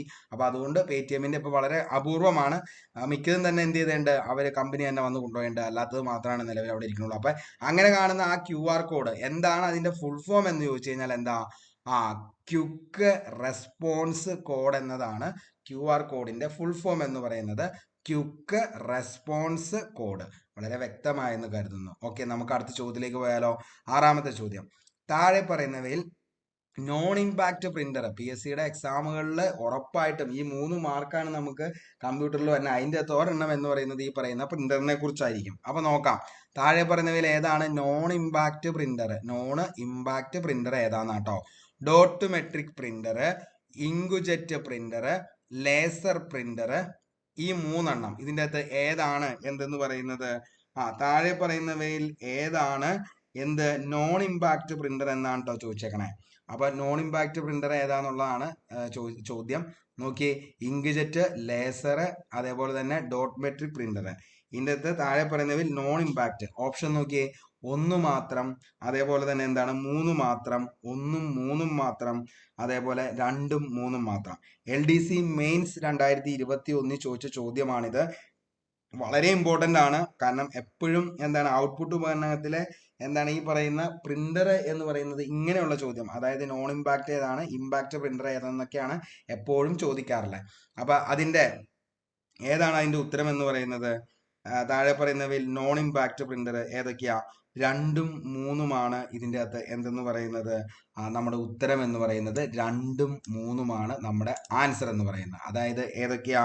രണ്ടാമത്തെ ഇങ്ക്ജെറ്റും ലേസർ പ്രിന്ററുമാണ് എന്ത് നോൺ ഇമ്പാക്ട് പ്രിന്റർ എന്നറിയപ്പെടുന്നത്. ഓക്കെ, അടുത്ത ചോദ്യത്തിലേക്ക് പോവാം. താഴെ പറയുന്നവയിൽ ഏതാണ് ഇമ്പാക്ട് പ്രിന്ററിന് ഉദാഹരണം? താഴെ പറയുന്നവയിൽ ഏതാണ് ഇമ്പാക്ട് പ്രിന്ററിന് ഉദാഹരണം? ഇത് ഇൻസ്പെക്ടിംഗ് അസിസ്റ്റന്റ് മെയിൻസ് 2021 ചോദിച്ച ചോദ്യമാണ്. താഴെ പറയുന്നവയിൽ ഏതാണ് ഇമ്പാക്ട് പ്രിന്ററിന് ഉദാഹരണം എന്ന് പറയുന്നത്? ഓപ്ഷൻ നോക്കിയ മക്കളെ, inkjet printer, laser printer, thermal printer, dot matrix printer. Okay, അപ്പോൾ ഡോട്ട് മെട്രിക് പ്രിന്റർ എന്നാണ് കേട്ടോ. അത് ടൈപ്പ് ചെയ്ത് പോകുന്ന മിസ്റ്റേക്കാണ്, സോറി. അപ്പോൾ താഴെ പറയുന്നവയിൽ ഏതാണ് ഇമ്പാക്ട് പ്രിന്റർ ഉദാഹരണം? Inkjet, laser, thermal printer, dot matrix printer എന്നാണ്. അപ്പോൾ ഏതാണ് താഴെ പറയുന്നവയിൽ ഇമ്പാക്ട് പ്രിന്റർ എന്ന് പറയുന്നത്? അപ്പോൾ നമ്മൾ ഈ മുകളിലത്തെ ചോദ്യം നോക്കി കഴിയുമ്പോൾ തന്നെ നമുക്കറിയാം ഇതിൻ്റെ അകത്ത് നമുക്ക് ഏതാണ് ഈ പറയുന്ന ചോദ്യത്തിൻ്റെ അകത്ത് നമുക്ക് ഉത്തരം കിട്ടും. ഏതാ? Dot matrix printer. Okay, dot matrix printer ആണ് ഇതിൻ്റെ അകത്ത് എന്ത് ഈ പറയുന്നവയിൽ ഇമ്പാക്ട് പ്രിന്ററിന് ഉദാഹരണം എന്ന് പറയുന്നത് ഡോട്ട് മെട്രിക് പ്രിന്റർ ആണ്. വളരെ വ്യക്തമായെന്ന് കരുതുന്നു. ഇനി കമ്പ്യൂട്ടറിലെ വിവരങ്ങൾ പ്രിന്റ് ചെയ്യാൻ ഉപയോഗിക്കുന്ന ഔട്ട്പുട്ട് ഉപകരണത്തെയാണ് നമ്മൾ എന്തെന്ന് വിളിക്കുന്നത്? പ്രിന്റർ എന്ന് വിളിക്കുന്നത്. നമ്മൾ കുറച്ചു മുമ്പ് പറഞ്ഞാണ് എന്തൊക്കെയാണ് ഇൻപുട്ട് ഉപകരണങ്ങൾ എന്ന്, എന്താണ് ഔട്ട്പുട്ട് ഉപകരണങ്ങൾ എന്ന്, എന്താണ് ഇൻപുട്ട് എന്ന്, എന്താണ് ഔട്ട്പുട്ട് എന്ന്, അതൊക്കെ വളരെ വ്യക്തമായി പറഞ്ഞു. അപ്പോൾ എന്താണ് കമ്പ്യൂട്ടറിലെ വിവരങ്ങൾ പ്രിന്റ് ചെയ്യാൻ ഉപയോഗിക്കുന്ന ഔട്ട്പുട്ട് ഉപകരണമാണ് എന്തെന്ന് പറയുന്നത്? പ്രിന്റർ എന്ന് പറയുന്നത്. പ്രിന്ററുകൾ മുൻപ് അറിയപ്പെട്ടിരുന്നത് പഞ്ച് കാർഡ് എന്ന പേരിലാണ്. ചോദിച്ചേക്കണതാണ് കേട്ടോ ഈ ചോദ്യം. അതായത് പ്രിന്ററുകൾ നേരത്തെ അറിയപ്പെട്ടിരിക്കുന്നത് ഏത് പേരിലാന്ന് ചോദിച്ചാൽ പഞ്ച് കാർഡ് എന്ന പേരിലാണ് പ്രിന്ററുകൾ നേരത്തെ അറിയപ്പെട്ടിരുന്നത്. പഞ്ച് കാർഡ് എന്ന പേരിലാണ് അറിയപ്പെട്ടത്. അതായത് പ്രിന്റ് ചെയ്യുന്ന പ്രവർത്തന രീതി അനുസരിച്ച് നമുക്ക് പ്രിന്ററുകളെ 2ആയി തരംതിരിക്കാം. ഇമ്പോർട്ടൻ്റ് ആണ്, അതാണ് നമ്മൾ കുറച്ചു മുമ്പ് കണ്ടത്. അതായത് പ്രിന്റ് ചെയ്യുന്ന പ്രവർത്തന രീതി അനുസരിച്ച് പ്രിന്ററുകളെ നമുക്ക് 2ആയിട്ട് തരംതിരിക്കാം. ഒന്നാമത്തെയാണ് എന്തെന്ന് പറയുന്നത്? ഇമ്പാക്ട് പ്രിന്റർ എന്ന് പറയുന്നത്. ഒന്നാമത്തെ ഇമ്പാക്ട് പ്രിന്റർ, രണ്ടാമത്തെയാണ് നോൺ ഇമ്പാക്ട് പ്രിന്റർ എന്ന് പറയുന്നത്. അപ്പോൾ എന്താണ് പ്രിന്റ് ചെയ്യുന്ന പ്രവർത്തനങ്ങളുടെ രീതി അനുസരിച്ച് പ്രിന്ററുകളെ നമുക്ക് 2ആയിട്ട് തരംതിരിക്കാം. ഒന്നാമത്തെയാണ് ഇമ്പാക്ട് പ്രിന്റർ, മറ്റേതാണ് നോൺ ഇമ്പാക്ട് പ്രിന്റർ എന്ന് പറയുന്നത്. പ്രധാനപ്പെട്ട ഇമ്പാക്ട് പ്രിന്ററുകളാണ് എന്തെന്ന് പറയുന്നത്? Line printer. അതായത് പഴയ പ്രിന്ററുകളൊക്കെ എന്താണ്? ഈ line printer, chain printer, dot matrix printer, ഇതൊക്കെ എന്താ പഴയ കാലത്തെ പ്രിന്ററുകളാണ്. ഇന്നൊന്നും നമ്മുടെ എന്താണ് നിലവിൽ ഈ പറയുന്ന പ്രിന്ററുകളൊന്നും ഒറ്റ സ്ഥലത്ത് പോലും എന്താണ് കാണാനൊന്നുമില്ല. അപ്പൊ എന്താണ് ഈ പ്രധാനപ്പെട്ട ഇമ്പാക്ട് പ്രിന്ററുകൾ എന്നറിയപ്പെടുന്ന ലൈൻ പ്രിന്റർ, അതേപോലെ തന്നെ chain printer, dot matrix printer, ഇതൊക്കെയാണ്. കാരണം ഇതിന്റെ എന്താണ് നിലവിലത്തെ കോസ്റ്റ് അനുസരിച്ചും അതേപോലെ തന്നെ എന്താണ് സ്പീഡ്, ഇതൊക്കെ അനുസരിച്ചാണ് ഈ സംഭവം എന്നേക്കുമായിട്ട് നമ്മുടെ എന്താണ് ഈ പറയുന്ന കടകളിൽ നിന്നൊക്കെ എന്നേക്കുമായിട്ട് അത് നഷ്ടപ്പെട്ടു അതായത് എന്നേക്കുമായിട്ട് അതൊക്കെ മാറ്റിയത്. അപ്പോൾ അതിന് പകരം വന്ന പ്രിന്ററുകളെയാണ് നമ്മൾ എന്തെന്ന് വിളിക്കുന്നത്? Non impact printer. ഇപ്പോൾ ഉള്ളതെല്ലാം എന്താണ്? Non impact പ്രിന്ററുകളാണ്.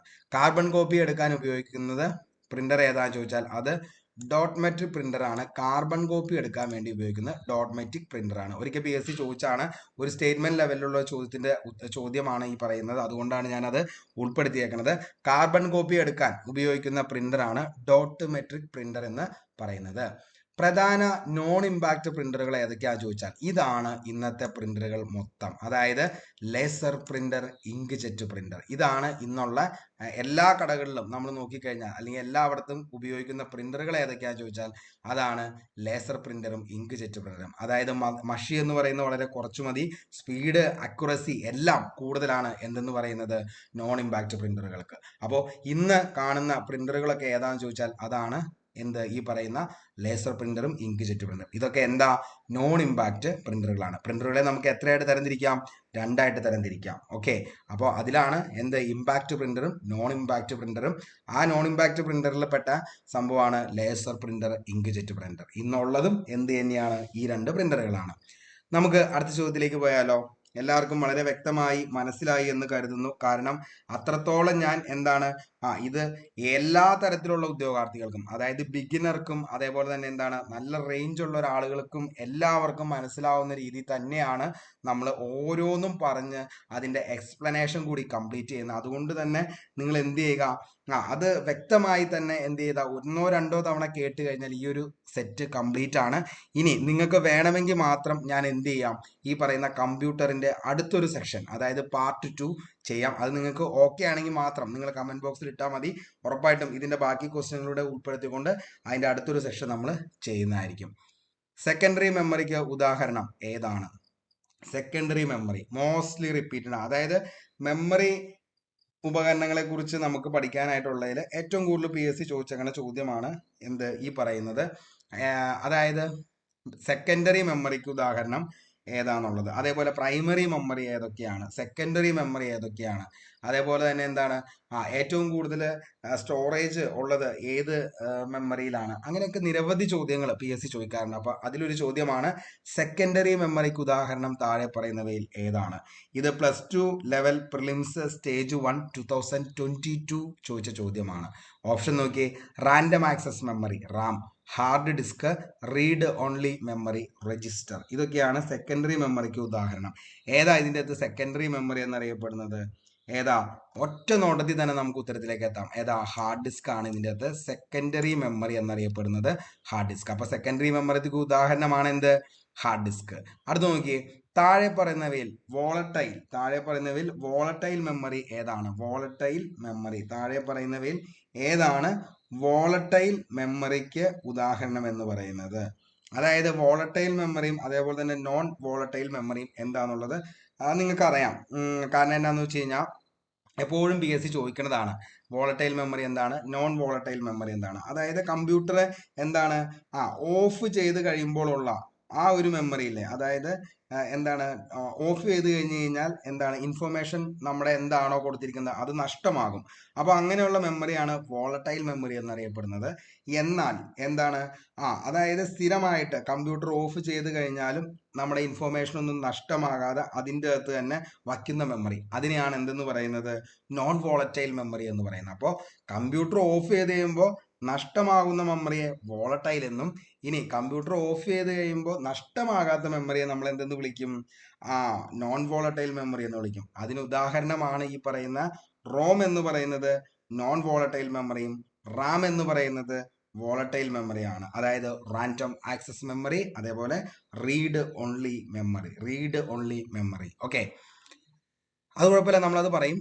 താഴെ കൊടുത്തിരിക്കുന്നതിൽ വ്യത്യസ്തമായത് കണ്ടെത്തുക. Read only memory, random access memory, cache memory, Blu-ray DVD. Okay, അത് താഴെ പറയുന്നവയിൽ ഏതാണ് വ്യത്യസ്തമായത് കണ്ടെത്തുക എന്നുള്ളതാണ്. Read only memory, random access memory, cache memory, Blu-ray DVD. Okay, ഇതിൻ്റെ ഏതാണ് താഴെ കൊടുത്തിരിക്കുന്നതിൽ വ്യത്യസ്തമായത് കണ്ടെത്തുക എന്ന് പറയുമ്പോൾ ഏതാണ്? നമുക്കറിയാം ഇതിൻ്റെ അകത്ത് ഒന്നിനുമല്ലാത്ത മറ്റൊന്നാണ് പറയുന്നത് ബ്ലൂറേ DVD. ഇത് വേണമെങ്കിൽ നമുക്ക് ഇങ്ങനെ നോക്കാം.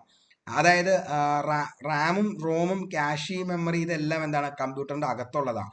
ഈ ബ്ലൂറേ മാത്രം എന്താണ് കമ്പ്യൂട്ടറിന്റെ പുറത്ത് നമ്മൾ ഉപയോഗിക്കുന്ന ഡിസ്ക് ആണ്. അതായത് DVD പോലത്തെ അതിനേക്കാൾ കൂടുതൽ സ്റ്റോറേജ് കൂടുതലുള്ള മറ്റൊരു എന്താണ് സ്റ്റോറേജ് ഡിവൈസിനെയാണ് നമ്മൾ ബ്ലൂറേ DVD എന്ന് പറയുന്നത്. അതിൻ്റെ സിംഗിൾ ആയിട്ടുള്ള ബ്ലൂറേ DVD 25 GB അതേപോലെ ഡബിൾ ബ്ലൂറേ ആണെങ്കിൽ ഡബിൾ സൈഡ് ആണെങ്കിൽ അതിൻ്റെ അകത്ത് 50 GB ഒക്കെയാണ് വന്നത്. ഇപ്പം അതൊന്നും ആരും ഉപയോഗിക്കുന്നില്ല. എല്ലാവരും എന്താണ് ഹാർഡ് ഡിസ്കിലേക്കും അതേപോലെ തന്നെ ഈ പറയുന്ന അടുത്തടുത്ത വേറെ വെറൈറ്റി സംഭവങ്ങളിലേക്കൊക്കെയാണ് ഇപ്പോൾ പോയിക്കൊണ്ടിരിക്കുന്നത്. അപ്പോൾ അതുകൊണ്ട് എന്താണ് ഇങ്ങനെയുള്ള കാര്യങ്ങളൊക്കെ ഇപ്പം എന്താണ് ഉപയോഗം എന്ന് പറയുന്നത് വളരെ കുറവാണ്. എല്ലാവരും ഹാർഡ് ഡിസ്ക് അതേപോലെ തന്നെ എന്താണ് ഹാർഡ് ഡിസ്ക് ഉപയോഗിക്കുന്നുണ്ട്, പെൻ ഡ്രൈവ് അങ്ങനെയുള്ള കാര്യങ്ങളൊക്കെയാണ് ഇപ്പോൾ യൂസ് ചെയ്യുന്നത്. അതുകൊണ്ട് തന്നെ ഇതിൻ്റെയൊക്കെ എന്താണ് നിലവിലെ പ്രാധാന്യമൊക്കെ നഷ്ടപ്പെട്ടുകൊണ്ടിരിക്കുകയാണ്. നമുക്ക് അടുത്ത ചോദ്യത്തിലേക്ക് പോയിട്ട് നമുക്ക് എക്സ്പ്ലെയിൻ ചെയ്യാം. താഴെ പറയുന്നവയിൽ കമ്പ്യൂട്ടറിലെ പ്രോസസ്സിനോട് ഏറ്റവും അടുത്ത് സ്ഥിതി ചെയ്യുന്ന മെമ്മറി ഏതാണ്? താഴെ പറയുന്നവയിൽ കമ്പ്യൂട്ടറിലെ പ്രോസസ്സറിനോട് ഏറ്റവും അടുത്ത് സ്ഥിതി ചെയ്യുന്ന മെമ്മറി ഏതാണ്? നമുക്കറിയാം RAM, DVD, hard disk. DVD hard disk നമുക്ക് അപ്പോൾ തന്നെ ഓപ്ഷൻ ചെയ്ത് മാറ്റാൻ പറ്റും. കാരണം എന്താണ് പ്രോസസ്സറിനോട് അടുത്ത, അതായത് കമ്പ്യൂട്ടറിന്റെ പ്രോസസ്സർ നമ്മൾ കേട്ടേണ്ട എന്ത് Intel core i3, Intel core i5, Intel core i9, Intel core Intel core 11. Okay, അപ്പോൾ അങ്ങനെ സീരീസുകൾ ഇങ്ങനെ പോയിക്കൊണ്ടിരിക്കുകയാണ്. അത് ഓരോ ജനറേഷനിലും നമുക്ക് എന്ത് ചെയ്യാൻ പറ്റും, ഈ പറയുന്ന അടുത്തടുത്ത ലെവലിലേക്ക് മാറിക്കൊണ്ടിരിക്കും. ഇപ്പൊ തന്നെ നമ്മൾ മൊബൈൽ ഫോൺ എടുത്തു കഴിഞ്ഞ് കഴിഞ്ഞാൽ നമുക്കറിയാം സ്നാപ് ഡ്രാഗൺ ഉണ്ട്, അതേപോലെ തന്നെ എന്താണ് ഡയമൻസിറ്റി ഉണ്ട്. അപ്പൊ അങ്ങനെ പ്രോസസ്സർ, അതായത് ഈ പ്രോസസ്സറിനോട് ഏറ്റവും കൂടുതൽ അടുത്തിരിക്കുന്ന മെമ്മറി ഏതാണെന്ന് ചോദിച്ചാൽ ഹാർഡ് ഡിസ്കും അതേപോലെ തന്നെ DVDക്കും യാതൊരു ബന്ധമില്ല ഇതിൻ്റെ അകത്ത്. അപ്പോൾ ഏതാണ് ഇതിൻ്റെ അകത്ത് ഏറ്റവും അടുത്ത് പ്രോസസ്സറിനോട് എടുത്തിരിക്കുന്നത് ചോദിച്ചാൽ ക്യാഷി മെമ്മറിയാണ്. Okay, cache memory. അപ്പോൾ ക്യാഷ് മെമ്മറി അല്ലെങ്കിൽ ക്യാഷി മെമ്മറി എന്നൊക്കെ പറയാറുണ്ട്. അപ്പോൾ നിങ്ങൾ ക്യാഷ് മെമ്മറി എന്ന് തന്നെ ചെയ്തോ, അതാണ് ഇതിൻ്റെ അകത്ത് ആൻസർ എന്ന് പറയുന്നത്. നമുക്ക് നേരെ എന്തിലേക്ക് പോവാം, എക്സ്പ്ലനേഷനിലേക്ക് പോവാം. ഇൻപുട്ട് ഉപകരണങ്ങൾ വഴി കമ്പ്യൂട്ടറിൽ എത്തുന്ന വിവരങ്ങൾ സൂക്ഷിച്ചു വയ്ക്കാൻ സഹായിക്കുന്ന കമ്പ്യൂട്ടറിലെ യൂണിറ്റിനെയാണ് നമ്മൾ എന്തെന്ന് വിളിക്കുന്നത്, മെമ്മറി യൂണിറ്റ് എന്ന് പറയുന്നത്. നമുക്കറിയാം കുറച്ചു മുമ്പ് നമ്മൾ പറഞ്ഞാണ്, അതായത് ഇൻപുട്ട് ഉപകരണങ്ങൾ വഴി കമ്പ്യൂട്ടറിൽ എത്തുന്ന വിവരങ്ങൾ സൂക്ഷിച്ചു വയ്ക്കാൻ സഹായിക്കുന്ന കമ്പ്യൂട്ടറിലെ യൂണിറ്റിന് പറയുന്ന പേരാണ് മെമ്മറി യൂണിറ്റ് എന്ന്. അപ്പോൾ ഇൻപുട്ട് ഉപകരണങ്ങൾ വഴി കമ്പ്യൂട്ടറിൽ എത്തുന്ന വിവരങ്ങൾ സൂക്ഷിച്ചു വയ്ക്കാൻ സഹായിക്കുന്ന കമ്പ്യൂട്ടറിലെ യൂണിറ്റ് ആണ് മെമ്മറി യൂണിറ്റ്. കമ്പ്യൂട്ടറിലെ മെമ്മറി യൂണിറ്റിനെ പ്രധാനമായി നമുക്ക് എന്ത് ചെയ്യാം, രണ്ടായിട്ട് തരംതിരിക്കാം. അപ്പോൾ മെമ്മറി യൂണിറ്റിനെ നമുക്ക് എപ്പോഴും എത്രയായിട്ട് തരംതിരിക്കാം, രണ്ടായിട്ട് തരംതിരിക്കാം. അപ്പോൾ കമ്പ്യൂട്ടറിലെ മെമ്മറി യൂണിറ്റിനെ രണ്ടായിട്ട് തരംതിരിക്കാം. ഒന്ന് പ്രൈമറി മെമ്മറി, ഇമ്പോർട്ടൻ്റ് ആണ് പ്രൈമറി മെമ്മറി. അടുത്തത് secondary memory. Primary memory, secondary memory. Main memory എന്നറിയപ്പെടുന്ന കമ്പ്യൂട്ടർ മെമ്മറിയാണ് നമ്മൾ എന്തെന്ന് വിളിക്കുന്നത്, പ്രൈമറി മെമ്മറി എന്ന് വിളിക്കുന്നത്. അപ്പോൾ മെയിൻ മെമ്മറി, അതായത് കമ്പ്യൂട്ടറിന്റെ മെയിൻ മെമ്മറിയാണ് നമ്മൾ എന്തെന്ന് വിളിക്കുന്നത്, പ്രൈമറി എന്ന് വിളിക്കുന്നത്. ഇനി പ്രധാനപ്പെട്ട രണ്ടു തരം പ്രൈമറി മെമ്മറികളാണ് നിലവിലുള്ളത്. അതാണ് നമ്മളിപ്പോൾ കുറച്ചു മുമ്പ് പറഞ്ഞത്, എന്ത്, റാമും റോമും. അതായത് റാൻഡം ആക്സസ് മെമ്മറിയും റീഡ് ഓൺലി മെമ്മറിയും. അപ്പോൾ കമ്പ്യൂട്ടറിന്റെ മെമ്മറിയെ, അതായത് നമ്മൾ കൊടുക്കുന്ന ഇൻപുട്ടിനനുസരിച്ച് ആ കാര്യങ്ങളെല്ലാം സൂക്ഷിച്ചു വയ്ക്കാൻ സഹായിക്കുന്ന കമ്പ്യൂട്ടറിലെ യൂണിറ്റിന് പറയുന്ന പേരാണ് മക്കളെ മെമ്മറി യൂണിറ്റ്. അതായത് കമ്പ്യൂട്ടറിലെ മെമ്മറിയുടെ പ്രധാനപ്പെട്ട രണ്ട് തരംതിരിവുകളെയാണ് നമ്മൾ എന്തെന്ന് വിളിക്കുന്നത്, പ്രൈമറി മെമ്മറി എന്നും സെക്കൻഡറി മെമ്മറി എന്നും വിളിക്കുന്നത്. ഇതിൻ്റെ അകത്ത് പ്രൈമറി എന്ന് പറയുമ്പോൾ അത് എന്തായിരിക്കണം, അത് മെയിൻ മെമ്മറിയാണ് പ്രൈമറി മെമ്മറി എന്ന് വിളിക്കുന്നത്. പ്രധാനപ്പെട്ട രണ്ടു തരം പ്രൈമറി മെമ്മറികളാണുള്ളത്, റാമും റോമും.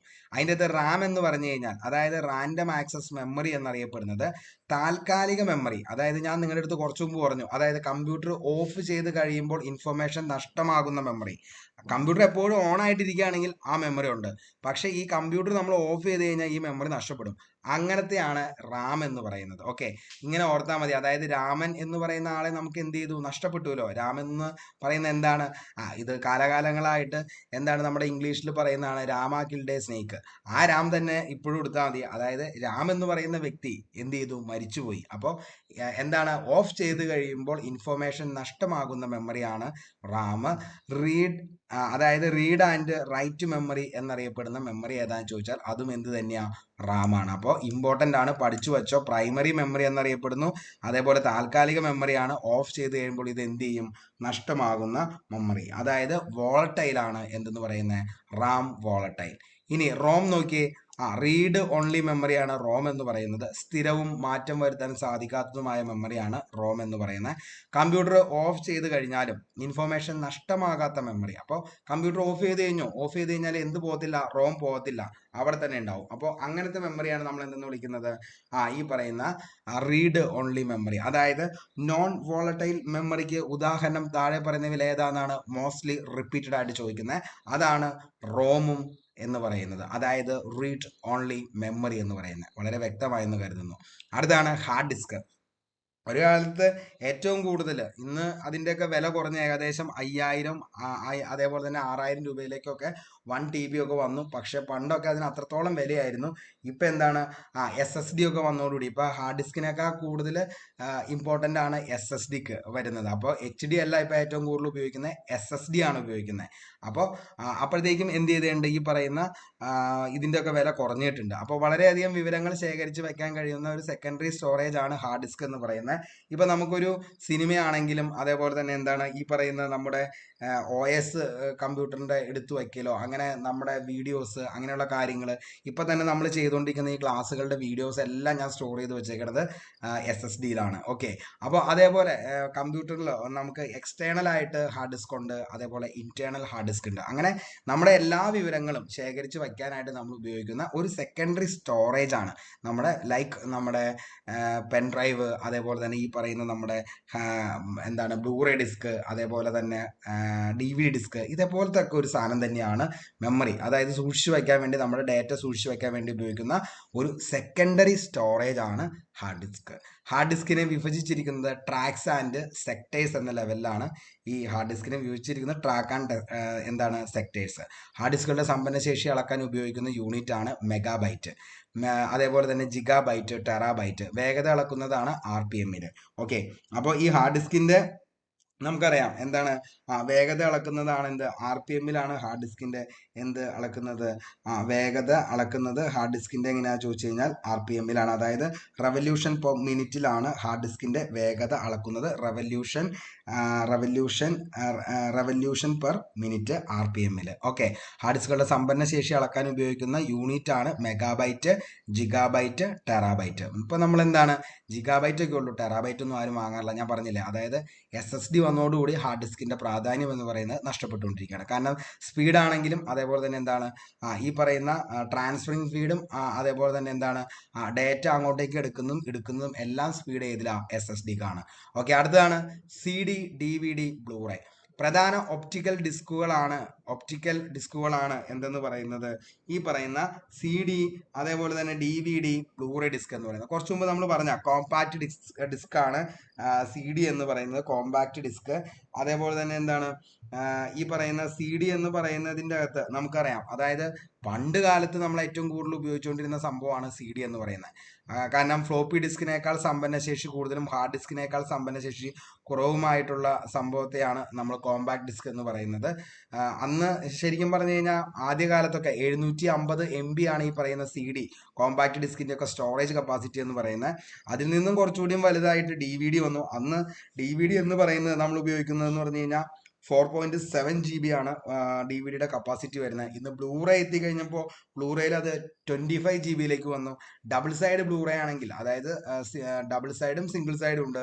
ഡബിൾ സൈഡ് ബ്ലൂറേ ഡിസ്കിനാണെങ്കിൽ 15 GB ആണ് വരുന്നത്. അപ്പോൾ അത്രത്തൊക്കെ മാറിയുണ്ട് ശാസ്ത്രത്തിന്റെ വളർച്ച. അത് കഴിഞ്ഞാണ് ഹാർഡ് ഡിസ്ക് വന്നത്, അത് കഴിഞ്ഞാണ് SSD ഒക്കെ വരുന്നത്. ഓക്കെ, അപ്പോൾ CD-യിൽ ഉപയോഗിച്ചിരിക്കുന്ന സാങ്കേതിക വിദ്യ ഒരു കാലത്ത് PSCക്ക് ഭയങ്കര ഇഷ്ടപ്പെട്ട ചോദ്യമായിരുന്നു.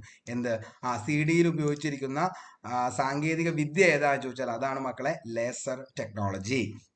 ഉയർന്ന സമ്പന്നശേഷിയുള്ള ഒപ്റ്റിക്കൽ ഡിസ്ക് ആണ് ബ്ലൂറേ ഡിസ്ക് എന്ന് പറയുന്നത്. സിംഗിൾ ലെയർ ബ്ലൂറേ ഡിസ്കിൻ്റെ നമുക്ക് ഏകദേശം 15 GB അല്ലെങ്കിൽ 12 GB ഒക്കെയാണ് വരുന്നത്. ഇനി കുറഞ്ഞ സമ്പന്നശേഷി 25 GB ആണ്.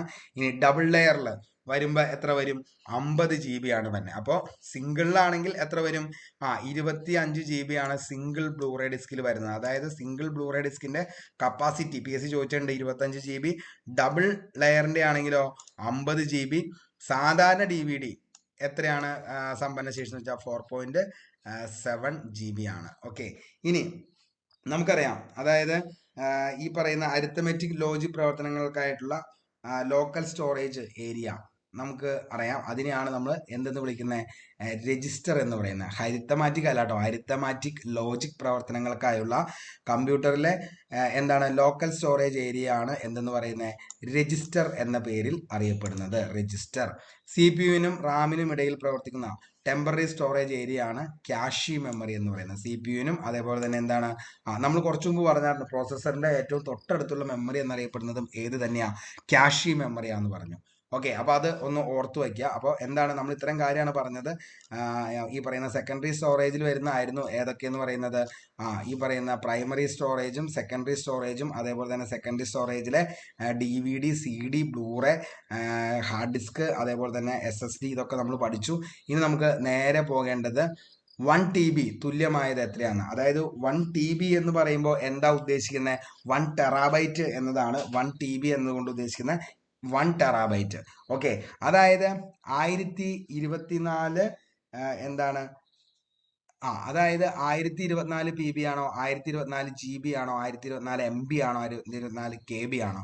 1 ടെറാബൈറ്റ് എന്ന് പറയുന്നത്. 1 ടെറാബൈറ്റ് എന്ന് പറയുന്നത് എത്രയാ? 1 ടെറാബൈറ്റ് 1024 GB-ക്കാണ് 1 ടെറാബൈറ്റ് എന്ന് പറയുന്നത്. PSC എപ്പോഴും ചോദിക്കുന്ന ചോദ്യമാണ് കേട്ടോ, മനസ്സിലാക്കി വച്ചോ, 1 മാർക്ക് ഉറപ്പാണ്.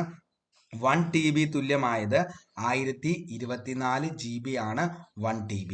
നോക്കിയാൽ നമുക്ക് ചോദ്യം ബാക്കിയുള്ള എക്സ്പ്ലനേഷനിലേക്ക് പോവാം. അതായത് 4 ബിറ്റ് എന്ന് പറയുന്നത് ഒരു നിബിളാണ്. 4 ബിറ്റ് ഒരു നിബിള്. 8 ബിറ്റ് ആണെങ്കിൽ ഒരു ബൈറ്റ് ആണ്. 8 ബിറ്റ് ഒരു ബൈറ്റ്, അല്ലെങ്കിൽ ഒരു ബി എന്ന് പറയുന്നത് എന്താ?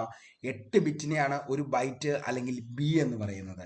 1024 ബൈറ്റ് ആണ് ഒരു കിലോ ബൈറ്റ്.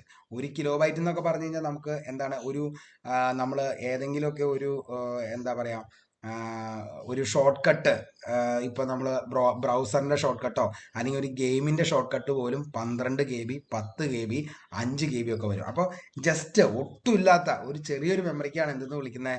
1024 ബൈറ്റ് ഒരു കിലോ ബൈറ്റ്. ഇനി 1024 കിലോ ബൈറ്റിനെ നമുക്ക് എന്തെന്ന് വിളിക്കാം? ഒരു MB, അതായത് ഒരു മെഗാബൈറ്റ് എന്ന് വിളിക്കാം.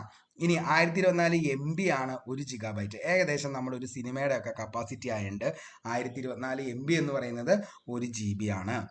ഇനി 1024 GB ആണ് ഒരു ടെറാബൈറ്റ്, ഒരു TB. 1024 ടെറാബൈറ്റ് ആണ് ഒരു PB എന്ന് പറയുന്നത്, അതായത് ഒരു പെറ്റാബൈറ്റ്. ഇനി 1024 PB ആണ് ഒരു EB എന്ന് പറയുന്നത്. EB എന്ന് പറയുമ്പോൾ എക്സാബൈറ്റ്. ഇനി 1024 എക്സാബൈറ്റ് ആണ് ഒരു സെറ്റാബൈറ്റ്. 1024 സെറ്റാബൈറ്റ് ആണ് ഒരു യോട്ടാബൈറ്റ്. 1024 യോട്ടാബൈറ്റ് ആണ് എന്തെന്ന് പറയുന്നത്? ഒരു ബ്രോണ്ടാബൈറ്റ്, അതായത് ഒരു BB എന്ന് പറയുന്ന. ആ സ്റ്റോറേജ് ഒന്നും ഇപ്പൊ നമുക്ക് നിലവിൽ അവൈലബിൾ അല്ല. കാരണം ഇപ്പൊ നമുക്ക് നിലവിലുള്ളത് എന്താണ്? നമ്മളൊക്കെ യൂസ് ചെയ്യാറുള്ളത് എന്താണ്? മാക്സിമം 1 TB, അതേപോലെ തന്നെ എന്താണ് അതിനപ്പുറത്തേക്ക് വന്ന 1024 TB എന്ന് പറയുന്നത് 1 PB എന്താണ് ഈ പറയുന്ന പെറ്റാബൈറ്റ്. അവിടെ വെച്ച് നമ്മൾ അവസാനിപ്പിക്കാറുണ്ട്. പക്ഷെ വലിയ വലിയ സ്റ്റോറേജ് ഒക്കെ വേണ്ട ആളുകൾക്ക് എന്ത് ചെയ്യാം?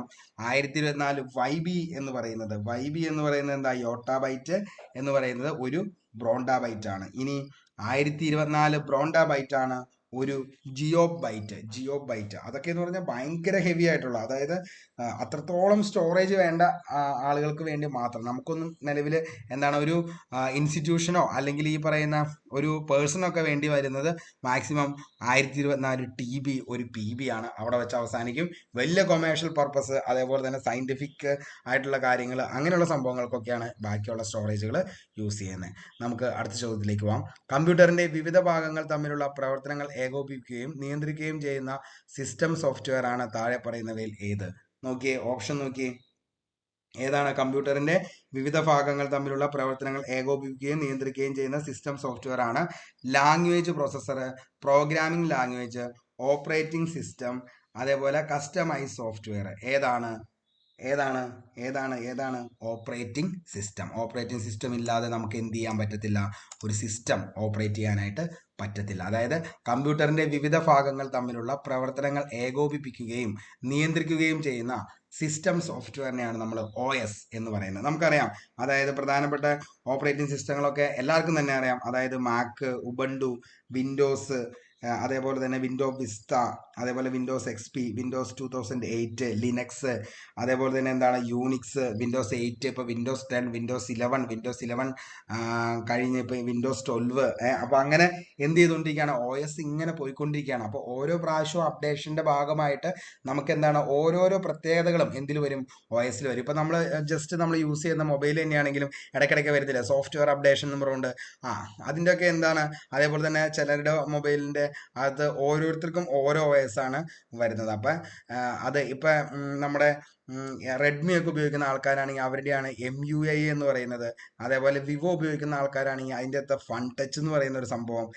അപ്പോൾ ഓരോന്നിനും ഓരോ OS ഉണ്ട്. അപ്പോൾ അതെന്ത് ചെയ്യുക, മനസ്സിലാക്കുക. അപ്പോൾ കമ്പ്യൂട്ടറിൻ്റെ വിവിധ ഭാഗങ്ങൾ തമ്മിലുള്ള പ്രവർത്തനങ്ങൾ ഏകോപിപ്പിക്കുകയും നിയന്ത്രിക്കുകയും ചെയ്യുന്ന സിസ്റ്റം സോഫ്റ്റ്വെയർ ആണ് ഓപ്പറേറ്റിംഗ് സിസ്റ്റം. കമ്പ്യൂട്ടർ ഹാർഡ്വെയറിനെ നിയന്ത്രിക്കുകയും ഏകോപിപ്പിക്കുകയും ചെയ്യുന്ന നിർദ്ദേശങ്ങളാണ് സോഫ്റ്റ്വെയർ എന്ന് പറയുന്നത്. അറിയാൻ സാധിക്കാത്ത കമ്പ്യൂട്ടറിലെ ഭാഗമാണ് സോഫ്റ്റ്വെയർ. സോഫ്റ്റ്വെയർ എന്ന് പറയുന്നത് നമുക്ക് ഒരിക്കലും കാണാൻ പറ്റത്തില്ലല്ലോ, അതിൻ്റെ അകത്തുണ്ട്, പക്ഷെ എന്ത് ചെയ്യാൻ പറ്റത്തില്ല, ഈ സോഫ്റ്റ്വെയറിനെ നമുക്ക് എന്ത് ചെയ്യാൻ, സ്പർശിക്കാനൊന്നും പറ്റത്തില്ല. സോഫ്റ്റ്വെയർ വികസിപ്പിക്കുന്നവരെയാണ് നമ്മൾ എന്തെന്ന് വിളിക്കുന്നത്, പ്രോഗ്രാമർ എന്ന് വിളിക്കുന്നത്. ഭയങ്കര കാശാണ് ഈ സോഫ്റ്റ്വെയർ ഡെവലപ്പേഴ്സ് എന്ന് പറയുന്നത്. അപ്പം നമുക്കറിയാം ഓരോരോ ഇപ്പം നമ്മൾ ഉപയോഗിക്കുന്ന പല ഓൺലൈൻ ആപ്ലിക്കേഷൻ ആണെങ്കിലും അതൊക്കെ എന്താണ്, ഈ സോഫ്റ്റ്വെയർ ഡെവലപ്പേഴ്സ് വികസിപ്പിച്ചെടുത്താണ്. അതായത് പ്രോഗ്രാമറാണ് ഇത് എന്ത് ചെയ്യുന്നത്, സോഫ്റ്റ്വെയർ വികസിപ്പിച്ചെടുക്കുന്നത്. സോഫ്റ്റ്വെയറുകളെ നമുക്ക് രണ്ടായിട്ട് തരംതിരിക്കാം, സിസ്റ്റം സോഫ്റ്റ്വെയർ എന്നും ആപ്ലിക്കേഷൻ സോഫ്റ്റ്വെയർ എന്നും. ഇമ്പോർട്ടൻ്റ് ആണ്, പഠിച്ചു വച്ചോ. അതായത് എന്താണ്, സോഫ്റ്റ്വെയറുകളെ നമുക്ക് എത്രയായിട്ട് തരംതിരിക്കാം, ഡിവൈഡഡ് ഇൻ ടു ടൈപ്സ്. ഒന്നാണ് സിസ്റ്റം സോഫ്റ്റ്വെയർ, രണ്ടാമത്തെയാണ് ആപ്ലിക്കേഷൻ സോഫ്റ്റ്വെയർ. അപ്പോൾ ഇത്രയാണ് നമുക്ക് ഇതിൻ്റെ അകത്ത് ഇന്നത്തേക്ക് പഠിക്കാനായിട്ടുള്ളൂ. അപ്പോൾ എന്താണ് ഇനി സിസ്റ്റം സോഫ്റ്റ്വെയർ, അതേപോലെ തന്നെ ആപ്ലിക്കേഷൻ സോഫ്റ്റ്വെയർ, അങ്ങനെ എന്താണെന്നുള്ളതൊക്കെ നമ്മൾ എന്ത് ചെയ്യാം, അടുത്ത ക്ലാസ്സിൽ നമുക്ക് വളരെ വ്യക്തമായിട്ട് പഠിക്കാം. എന്താണ് ഓപ്പറേറ്റിംഗ് സിസ്റ്റം, അതേപോലെ തന്നെ എന്താണ് ഈ പറയുന്ന സോഫ്റ്റ്വെയർ, എന്താണ് സിസ്റ്റം സോഫ്റ്റ്വെയർ, എന്താണ് ആപ്ലിക്കേഷൻ സോഫ്റ്റ്വെയർ. അപ്പോൾ ഇത്രയും കാര്യങ്ങൾ നമുക്ക് അടുത്തൊരു ദിവസം സിമ്പിളായിട്ട് പഠിച്ച് സെറ്റാക്കാം. അപ്പോൾ അത്രയും കാര്യങ്ങൾ എന്ത് ചെയ്യുക, നിങ്ങൾ എന്ത് ചെയ്യുക, ഇത്രയും കാര്യങ്ങൾ നിങ്ങൾ സെറ്റായിട്ട് തന്നെ പഠിക്കുക. പഠിച്ചതിന് ശേഷം എന്ത് ചെയ്യുക, അടുത്ത ദിവസം ഇത് നിങ്ങൾക്ക് ഈ ഒരു ക്ലാസ് ഇഷ്ടപ്പെട്ടു എന്ന് കരുതുകയാണെങ്കിൽ മറ്റുള്ളവരിലേക്കൊന്ന് ഷെയർ ചെയ്യുക. ഇപ്പോഴും ഈ ഒരു ക്ലാസ് നിങ്ങൾക്ക് എന്താണ്, നിലവിൽ ഇത് നിങ്ങൾക്ക് ഇഷ്ടപ്പെട്ടെങ്കിൽ ഉറപ്പായിട്ടും ലൈക്ക് അടിക്കുക. അതേപോലെ നിങ്ങളുടെ അഭിപ്രായം അത് എന്ത് തന്നെയാണെങ്കിലും താഴെ, അത് പോസിറ്റീവ് ആണെങ്കിലും നെഗറ്റീവ് ആണെങ്കിലും താഴെ നിങ്ങൾ എന്ത് ചെയ്യുക, കമൻറ്റ് ബോക്സിൽ രേഖപ്പെടുത്തുക. അപ്പോൾ IT-യുടെ ഇപ്പോൾ നമ്മൾ ഒരു സെഷൻ കഴിഞ്ഞു. അപ്പോൾ ഇനി നിങ്ങൾക്ക് സെക്കൻഡ് പാർട്ട് 2 വേണമെങ്കിൽ ഉറപ്പായിട്ട് നിങ്ങൾ എന്ത് ചെയ്യുക, താഴെ കമൻറ്റ് ബോക്സിൽ നിങ്ങളുടെ അഭിപ്രായം രേഖപ്പെടുത്തുക. ഇതേപോലെ തന്നെ നമ്മൾ എന്ത് ചെയ്യും, എക്സ്പ്ലെയിൻ ചെയ്ത് സിസ്റ്റമാറ്റിക്കായിട്ട് നമ്മൾ പഠിച്ച് സെറ്റായിട്ട് പോവും. നിങ്ങൾ എൻ്റെ കൂടെ ഉണ്ടെങ്കിൽ, കഷ്ടപ്പെടാൻ തയ്യാറാണെങ്കിൽ ഈ LDC ആദ്യത്തെ 100 റാങ്കിൽ നമ്മൾ വന്നിരിക്കും. ഇന്നേ വരെ നമ്മൾ പറഞ്ഞ ഒരു കാര്യങ്ങൾ പോലും ചെയ്യാതിരുന്നിട്ടില്ല. എല്ലാം സിസ്റ്റമാറ്റിക്കായിട്ട് തന്നെ ചെയ്യും. അടുത്ത ദിവസം തന്നെ കറണ്ട് അഫയേഴ്സിന്റെ പുതിയ സീരീസ് നമ്മൾ സ്റ്റാർട്ട് ചെയ്യും. ഗംഭീരമായിട്ട് തന്നെ LDC 2024 എന്ന് പറയുന്നത് നമ്മുടെ കൈക്കുള്ളിലാക്കും. അത് ഞാൻ നിങ്ങൾക്ക് തരുന്ന ഗ്യാരണ്ടിയാണ്. കഷ്ടപ്പെടാനും നിങ്ങൾ എൻ്റെ കൂടെ സപ്പോർട്ടിനും ഉണ്ടെങ്കിൽ നമ്മൾ ഇത് എന്ത് ചെയ്യും, വൻ വിജയമാക്കി മാറ്റും. അപ്പോൾ എല്ലാവർക്കും നല്ലത് മാത്രം വരട്ടെ എന്ന് ആത്മാർത്ഥമായിട്ട് പ്രാർത്ഥിക്കുന്നു. ഇതിൻ്റെ അഭിപ്രായം അത് എന്ത് തന്നെയാണെങ്കിലും താഴെ കമൻറ്റ് ബോക്സിൽ രേഖപ്പെടുത്തണം. അപ്പോൾ എല്ലാവർക്കും നല്ല രീതിയിൽ പഠിച്ച് നല്ലൊരു റാങ്കിലേക്ക് എത്താൻ സാധിക്കട്ടെ എന്ന് ആത്മാർത്ഥമായി പ്രാർത്ഥിക്കുന്നു. ഇന്നത്തെ ഈ ഒരു സെഷൻ ഇവിടെ വെച്ച് വൈൻഡപ്പ് ചെയ്യാണ്. Signing off, Arun Kombanadan. Thank you.